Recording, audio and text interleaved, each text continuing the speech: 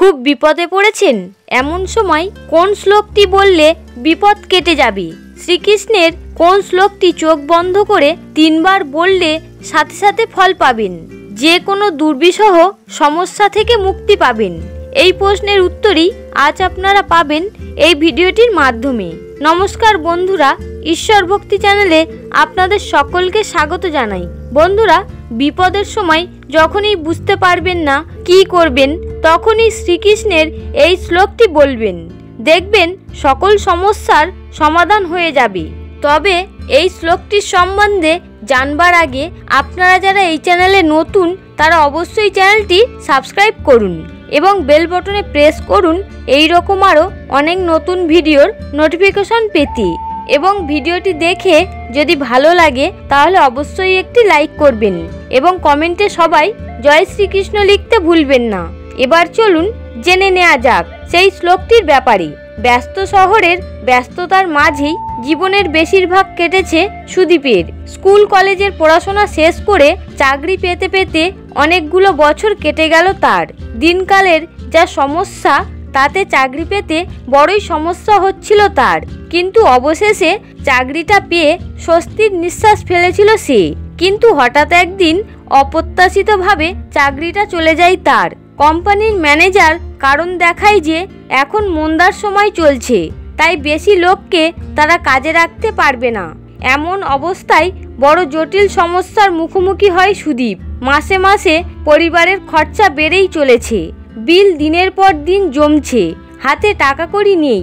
এই সকল খরচ সে কিভাবে মেটাবে সে বুঝে উঠতে পারছিল না। ধীরে ধীরে কেবল হতাশা তাকে গ্রাস করছিল। অবশেষে ভগবানের কাছে প্রার্থনা করতে থাকে সে।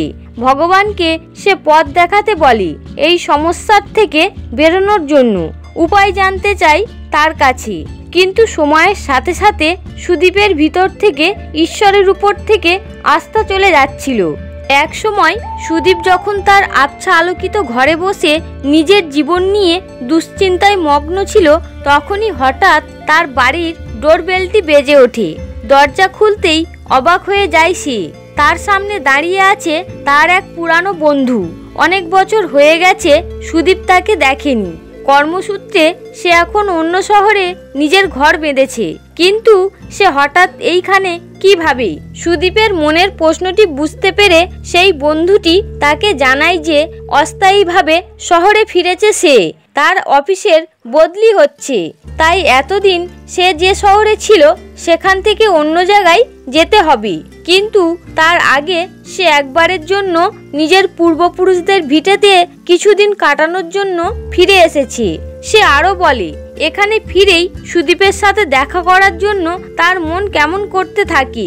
তার মনে হতে থাকে সুদীপ কোনো বড় বিপদের মুখোমুখি হয়েছে, আর সেই কারণেই নিজের বন্ধুকে সাহায্য করতে সে ছুটে এসেছে। এত দূর থেকে আসা বন্ধুকে সুদীপ 1 কাপ চা করে দিয়ে নিজের ঘরে এনে বসায়। চা এনে কিছুক্ষণ এদিক ওদিক নিয়ে কথা বলার পর সুদীপ নিজের কষ্টের কথা তার কাছে বলতে থাকে। তার যত সমস্যা, চাকরি চলে যাওয়া এবং দিনের পর দিন তার খরচা বাড়তে থাকা, পরিবারের বিল শোধ করতে না পারা, এই সব কিছু সুদীপ তার বন্ধুকে খুলে বলে। সুদীপ ছোটবেলা থেকেই জানতো যে তার এই বন্ধুটির অন্তর্দৃষ্টি বড়ই গভীর। তাই তো সে এতদিন বাদে শহরে ফেরার পর সুদীপের কষ্টের অনুভব করে ওর সাথে দেখা করতে এসেছে।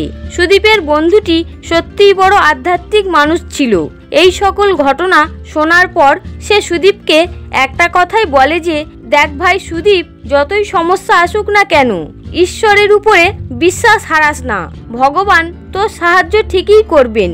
পৃথিবী জুড়ে কত মানুষ কত সমস্যায় পড়েছে, কত সময় তাদের পরিবার পরিজন তাদেরকে একা ছেড়ে দিয়েছে, একমাত্র ঈশ্বরই তাদের পাশে এসে দাঁড়িয়েছেন। তাই বলছি, ঈশ্বরের উপরে বিশ্বাস হারাবি না। তার চেয়ে বরং শোন, তোকে আমি একটা শ্লোক বলছি।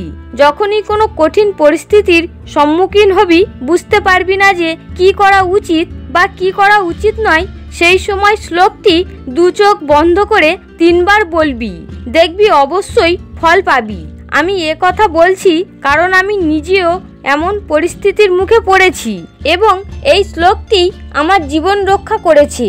সেই বন্ধুটি চলে যাওয়ার পরে সুদীপের মনে আবার একবার শুভ শক্তির সঞ্চার হয়।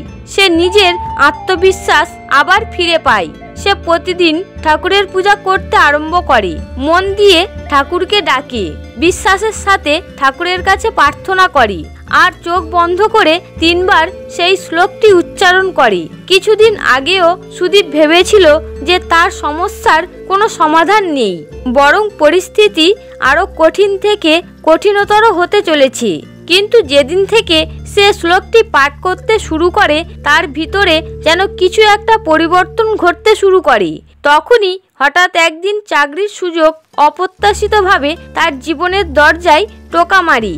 এমনকি তার দক্ষতা অনুযায়ী তাকে চাকরির অফার করা হয়েছিল, আর সাথে ছিল স্থায়ী আয়ের প্রস্তাব। সুদীপ বুঝতে পারে যে ঈশ্বর সত্যিই তার প্রতি মুখ তুলে চেয়েছেন। ঈশ্বরের প্রতি তার কৃতজ্ঞতার শেষ থাকে না। এবার বিনা দ্বিধায় তার জীবনে আসা সকল সমস্যার সাথে সে মোকাবিলা করতে থাকে। তার ভিতরে এক অটুট বিশ্বাস কাজ করে যে ভগবান তাকে পথ দেখাবেন, যে কোনো সমস্যার মধ্যে সে পড়ুক না কেন। এই বিশ্বাস তার আত্মাকেও শক্তিশালী করে তোলে। বন্ধুরা, সেই শ্লোকটি হলো কৃষ্ণায় বাসুদেবায় হরয়ে পরমাত্মনে প্রণত ক্লেশনাশায় গোবিন্দায় নমো নমো। শ্লোকটির অর্থ হলো কৃষ্ণায় বাসুদেবায় হরয়ে পরমাত্মনে, আমি প্রণাম জানাই ভগবান শ্রীকৃষ্ণকে, যিনি বাসুদেবের পুত্র এবং অবতার হয়েছেন অন্তর্দৃষ্টির দেবতা। সে পরমাত্মা, যিনি সকলের হৃদয়ে অবস্থিত। প্রণত ক্লেশনাশায় গোবিন্দায় নমো নমো, আমি প্রণাম জানাই গোবিন্দকে, যিনি সকল ক্লেশ ও যন্ত্রণার নাশক। এই মন্ত্রটি ভগবান শ্রীকৃষ্ণের সাথে একটি গভীর আধ্যাত্মিক সংযোগ স্থাপন করতে সাহায্য করে। তিনি সর্বশক্তিমান ভগবান এবং হিন্দু ধর্মের সমস্ত অস্তিত্বের উৎস। এই মন্ত্রটি একজনের জীবনে বিভিন্ন ধরনের যন্ত্রণা ও কষ্ট দূর করে, শান্তি ও অভ্যন্তরীণ সম্প্রীতিকে উন্নতি করে বলে বিশ্বাস করা হয়। এই মন্ত্রটি জপ করলে এটি নেতিবাচক প্রভাব এবং শক্তি থেকে সুরক্ষা প্রদান করে। জপকারীর চারিপাশে একটি ইতিবাচক ঢাল তৈরি করে বলে মনে করা হয়। এটি একটি ভক্তিমূলক অনুশীলন হিসাবে কাজ করে। যারা এই মন্ত্রটি জপ করে তারা প্রেম ও ভক্তি সহকারে ভগবান শ্রীকৃষ্ণের কাছে আত্মসমর্পণ করে। এই মন্ত্রটির নিয়মিত জপ মন ও চেতনাকে শুদ্ধ করে, যা আধ্যাত্মিক বৃদ্ধি এবং জ্ঞানের দিকে পরিচালিত করে। এই মন্ত্রটি আধ্যাত্মিক শক্তিগুলির আহ্বান করার জন্য পরিচিত এবং যারা আন্তরিকতা এবং নিষ্ঠার সাথে এই মন্ত্রটি জপ করে তাদের জীবনে এই মন্ত্রটি ইতিবাচক পরিবর্তন আনার ক্ষমতা রাখে। বন্ধুরা, ভিডিওটি এখানেই শেষ করছি। ভিডিওটি ভালো লাগলে অবশ্যই একটি লাইক করবেন এবং কমেন্টে অবশ্যই জয় শ্রীকৃষ্ণ লিখতে ভুলবেন না। ততক্ষণ আপনারা ভালো থাকবেন, সুস্থ থাকবেন। হরে কৃষ্ণ।